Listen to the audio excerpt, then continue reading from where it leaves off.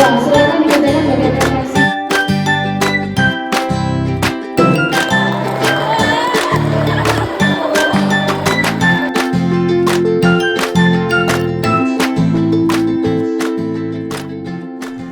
Halo semuanya, kami dari kelompok 4 kelas 8B dengan anggota Brenda, Putri, Jonathan, dan Michael. Proyek kolaborasi kali ini menggabungkan pelajaran fisika, hukum Pascal dan penerapannya dengan penulisan artikel ilmiah populer dari pembelajaran bahasa Indonesia. Sedangkan pada pembelajaran seni musik, kita diminta untuk membuat suatu video yang menceritakan seluruh proses kolaborasi. Dan yang terakhir adalah mata pelajaran matematika, yaitu pengukuran dan pemusatan data dalam bahan pembuatan proyek. Pada proyek kolaborasi kali ini, kami membuat robotik hidrolik yang berjudul Claw Machine. Alat dan bahan yang digunakan adalah dimulai dari bahan, kardus, suntikan 10 cc sejumlah 8-10 buah, selang infus 2 meter, baterai A3 bekas dan 1 buah kawat, lem Korea, kabel tis dan tali plastik 15 cm, lidi atau tusuk sate, dan stik es krim. Sedangkan alat-alat yang digunakan adalah tang, gunting, penggaris, cutter, pensil, dan lem tembak. Dalam proyek kolaborasi 1/2 ini, kami membuat robotik hidrolik yang dapat mengangkat benda-benda. Setelah literasi dan diskusi dari hari pertama, kita menentukan akan membuat robotik hidrolik Claw Machine.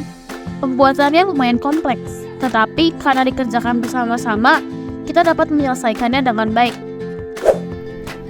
Tetapi ternyata muncul masalah. Ketika kita cek, ternyata robotik hidroliknya patah. Syukurlah dapat kita betulin dan robotik hidrolik kita jadi. Kita beri nama Claw Machine seperti mesin claw yang dapat mengangkat barang-barang kecil. Apa itu robotik hidrolik?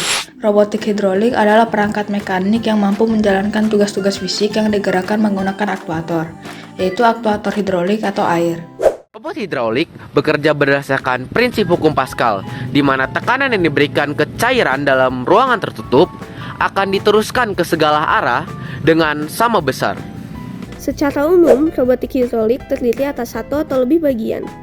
Setiap bagian terdiri atas 2 suntikan yang terhubung dengan selang yang berisi fluida. Suntikan 1 adalah suntikan yang memberikan perintah, yaitu suntikan yang akan digunakan oleh pengguna robot hidrolik. Sedangkan suntikan yang kedua adalah suntikan yang diberi perintah oleh pengguna, yaitu menggerakkan bagian robotik hidrolik tersebut. Proses bergeraknya robotik hidrolik adalah pertama, kita harus menekan suntikan pertama, yaitu suntikan yang dapat memberikan perintah dan digunakan oleh pengguna robotik hidrolik. Air yang berada dalam suntikan itu kemudian mengalir ke aktuator. Aktuator pun menerima air yang disalurkan tersebut dan mengubahnya menjadi gerak mekanis. Gerakan mekanis dari aktuator tersebut menggerakkan bagian robot ke posisi yang diinginkan. Contohnya, robotnya berputar, naik turun, maju mundur, dan sebagainya.